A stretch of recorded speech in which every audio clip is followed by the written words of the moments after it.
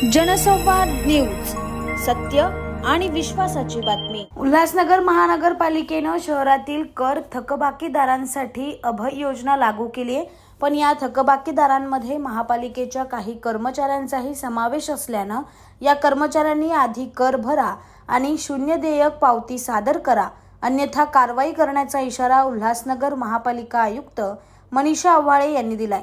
उल्हासनगर महापालिकेची सुमारे 950 कोटींची मालमत्ता कराची थकबाकी आहे।